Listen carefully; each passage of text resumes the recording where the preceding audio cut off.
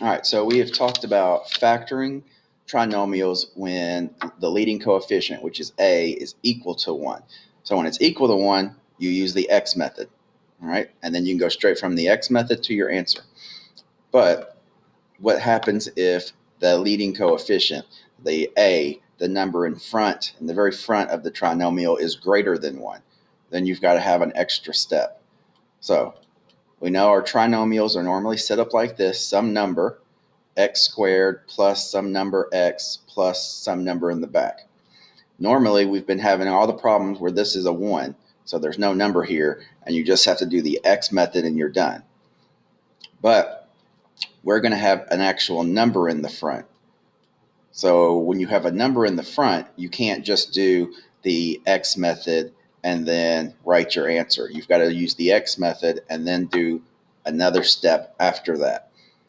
So it's very important that you're writing the notes, that you're doing the examples. Pause the video, do the example, make sure you understand how to do it, because we have about a week's worth of assignments over this topic. And it's a little bit more complicated than the one we just got done doing, which from the work you all turned in, you did pretty good on.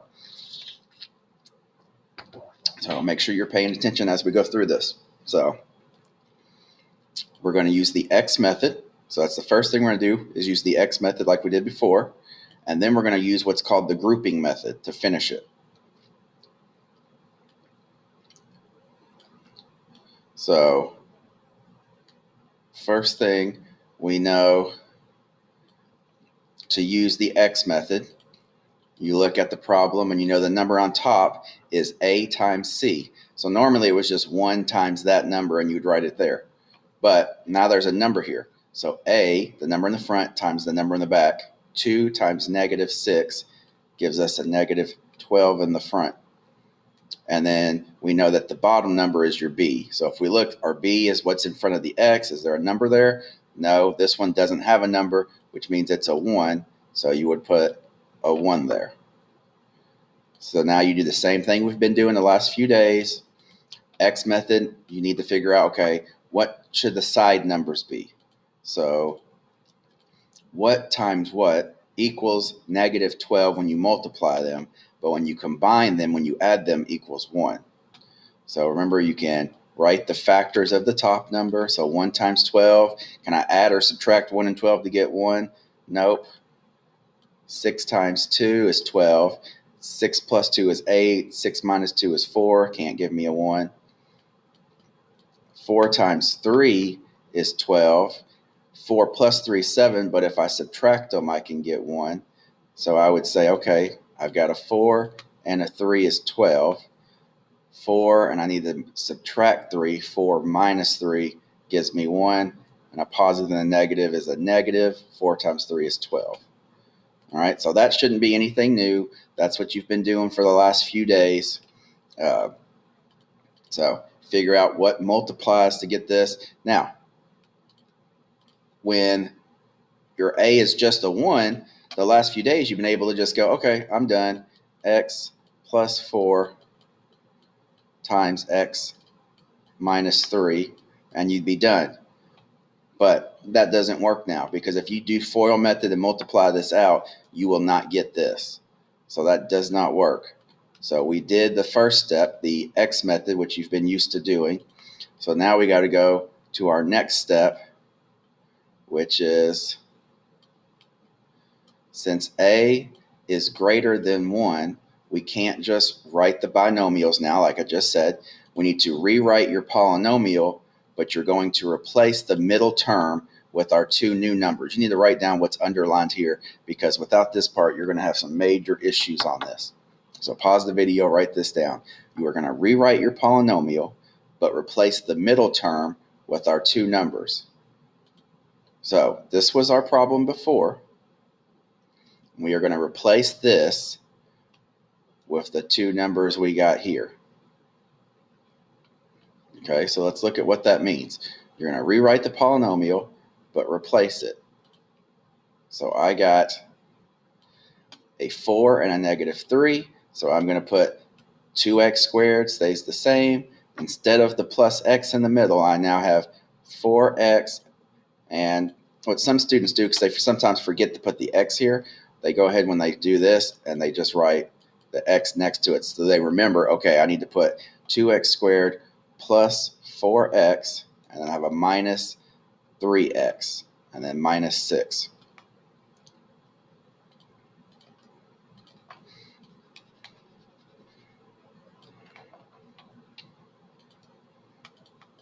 All right, so all we did was replaced it with those two numbers.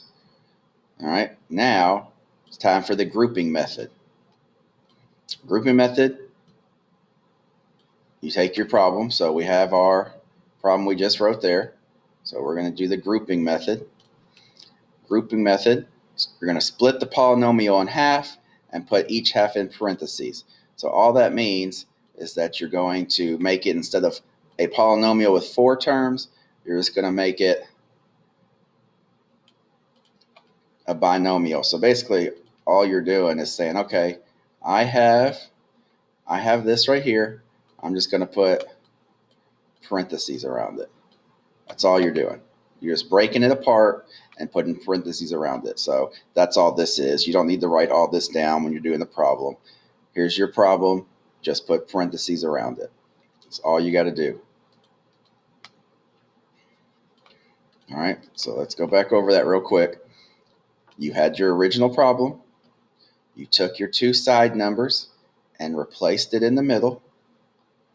And then all you do is write parentheses around it. Now, almost done. Down to the last thing we've got to do now. We need to factor out the GCF from each of the binomials. So that's something we've talked about, something we've done. So if we look at 2x squared plus 4x, what's the GCF? What's the greatest common factor? So what's the biggest number that goes into 2 and 4? So 2 and 4, the biggest number that goes into those is 2. I have x to the second power and x to the first power, so they both have at least one x. So the greatest common factor of this one is 2x. If we look over here, anytime the number in the front has a negative, you want to factor the negative out. So if you notice there's a negative in the front, always factor out the GCF with a negative. Now I have a 3 and a 6. What's the biggest number that goes into 3 and 6? 3. And then this one has an x, but this doesn't, so we can't put an x there. So I'm not going to spend a lot of time talking about factoring out the GCF because that's something that we did earlier in this chapter. So you should already know how to take a binomial and factor out the GCF. So we have our two greatest common factors right there. So if we look, if I'm going to put 2x on the outside, 2 divided by 2 leaves me with 1. If I have x to the second and I take out an x, I'm left with just x. 4 divided by 2 leaves me with 2. If I take an x out, there's no more x's, so that's done. So I factored out 2x from this binomial. That's something we already know how to do. Now let's do this one. Factor out a negative 3. So negative 3 divided by negative 3 is 1. So that's a 1, so you don't need to write anything. There's still an x, so x.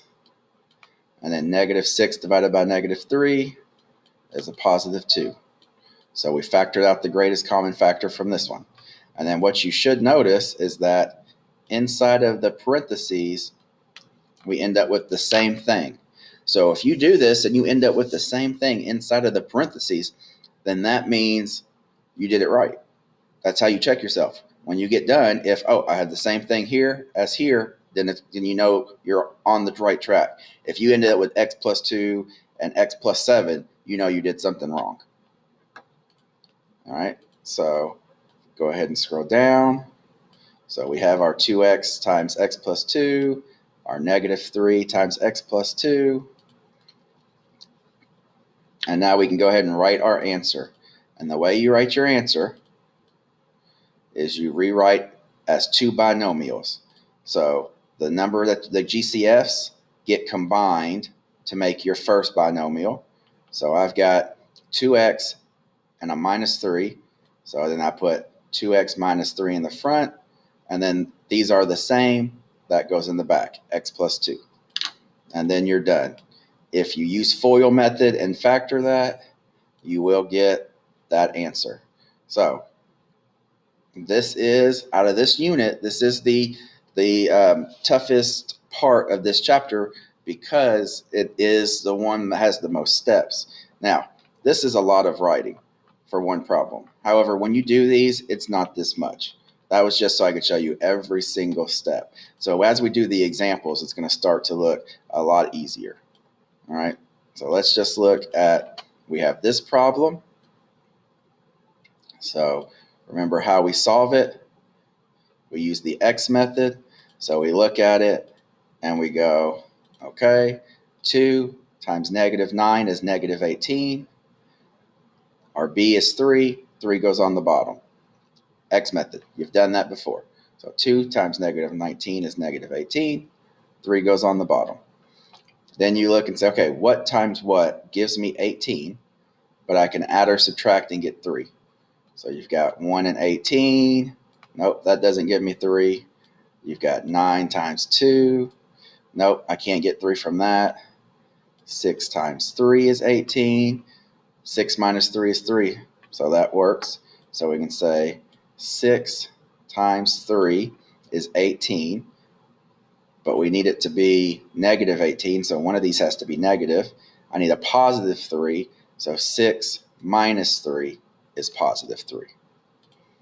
So we have our outside numbers. And then remember, like I said, some students go ahead and write their X there just so they don't forget it when they rewrite their next part of the problem. So 6 times negative 3 is negative 18. 6 minus 3 is 3. So we're good with the X method. So now, grouping method. This was our original problem. We are going to rewrite it. And we took, remember, you take the whatever's in the middle and get rid of it. And you replace it with these two. So I got rid of that. 2x squared comes down. 6x minus 3x. And then your minus 9 comes down.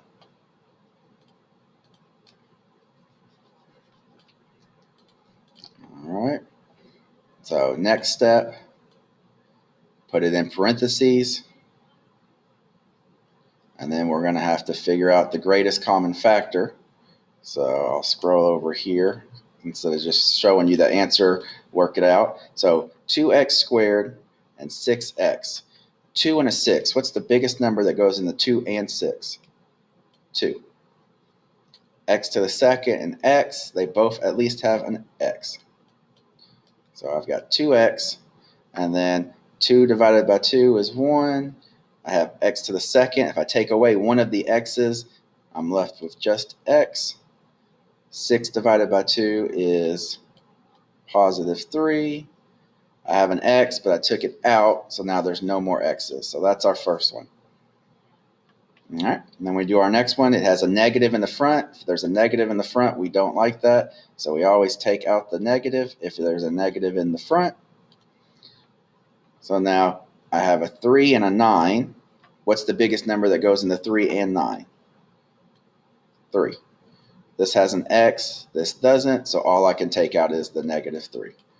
So now if I do this correctly, I should end up with x plus 3 inside of there. So let's see. Negative 3 divided by negative 3 is 1, so that's just nothing. I still have an x. I did not take out any x's, so I still have that x. And then a negative 9 divided by negative 3 is positive 3. So if we take a look, yep, same thing. So I got the same thing on the inside. So 2x times x plus 3, negative 3 times x plus 3. And then remember, when it's time to write your answer, the GCFs go together. So 2x minus 3 goes together, and then x plus 3. And that's it. So the 2x minus 3, 2x, and the minus 3 combine to make your first binomial. And then whatever's the same thing on this inside of the parentheses, both come down here.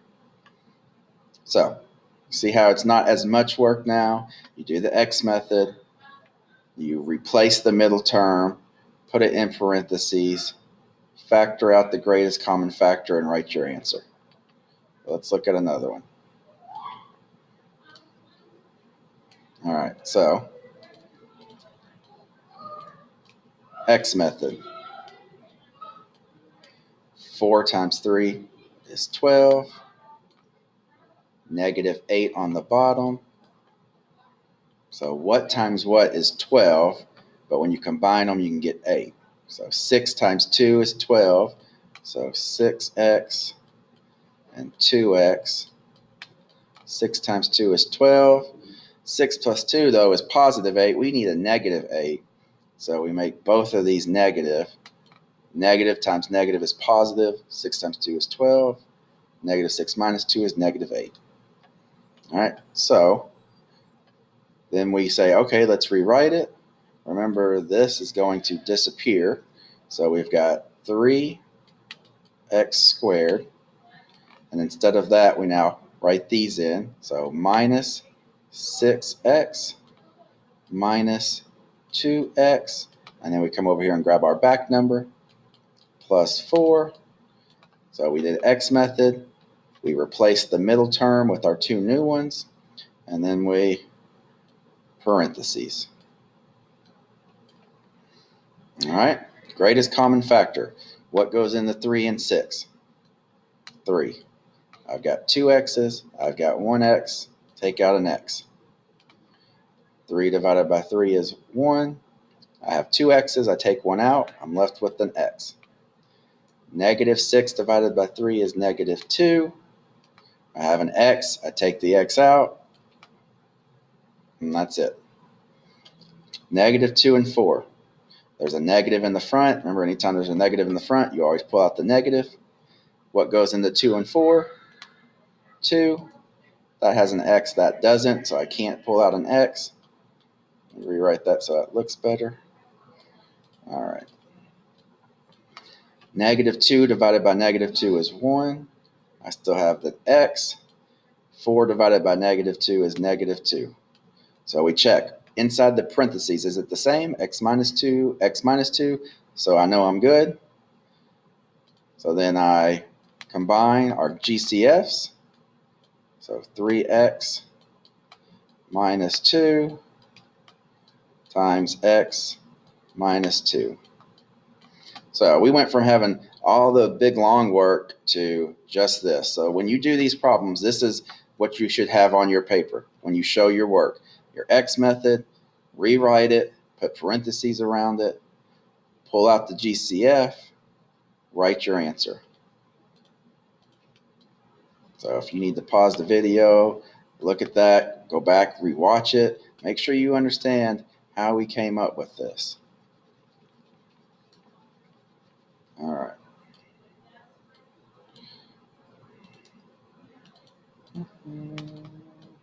Yep. All right. All right. So go ahead and pause the video, do this one on your own, and see what you come up with. All right.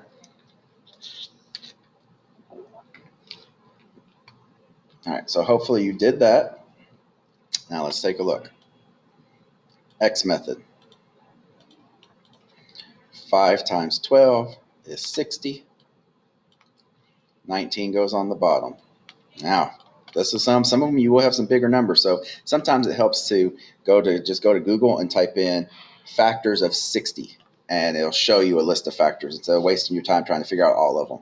So if you do that, that would work. So 60. So you could do 1 times 60. That won't give me 19. 2 times 30. Nope, that won't give me 19. You can say 20 times 3 is 60. Nope, won't give me 19. You could say, okay, 15 times 4. Yep, 15 times 4 is 60, and it gives me 19. So 15 and 4. So then we come down.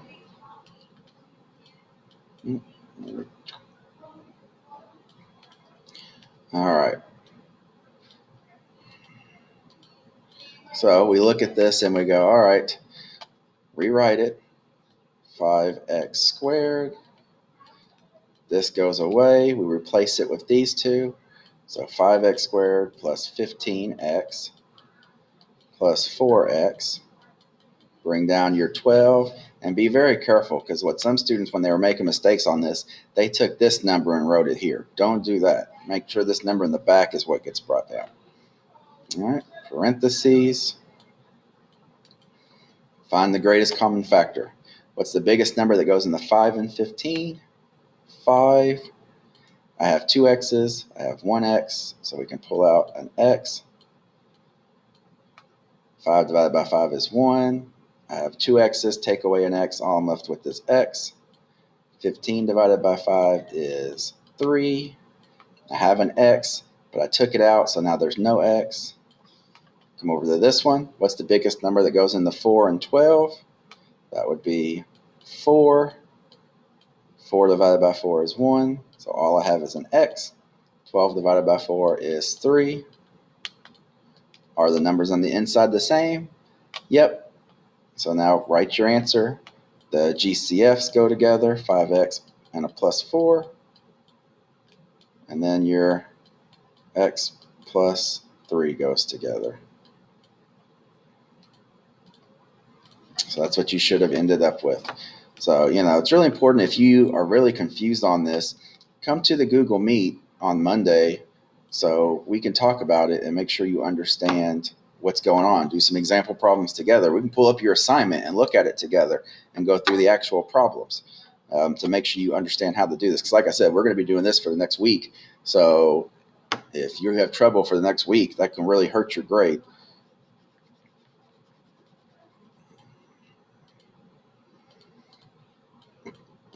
All right. And then one last one real quick. Pause the video. Do this one. And then I'll just run through it real quick. So I got to hurry up and get off this video because first period's getting ready. The students are getting ready to show up while I'm making this. So go ahead and pause the video. Do this problem. So now what should you have got? 10 times 6 is 60. B is 17. So then you look and say, okay, what gives me 60? 2 and 30. Nope, that won't work. 15 and 4. That won't work. 3 and 20. 3 and 20. 20 times 3 is 60, but you'd have to subtract, and then you get a negative, so that doesn't work. So then you keep looking. All right. 5 and 12. All right, that works. 5 times 12 is 60. 5 plus 12 is 17. So then we rewrite our problem. 10x squared. Put these in instead of the 17. Plus 5x. Plus 12x. Plus, bring the 6 down. Parentheses. Greatest common factor. 10 and 5 would be 5.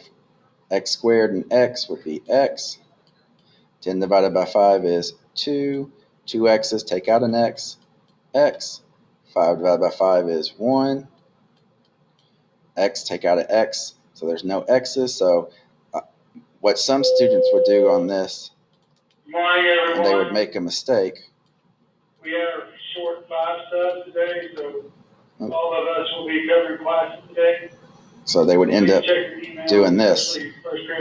But you have to be very careful and make sure if the whole thing goes away, 5 divided by 5 is 1, x gets pulled out, there's nothing there, you need to put a plus 1 there. You can't just leave it as 2x.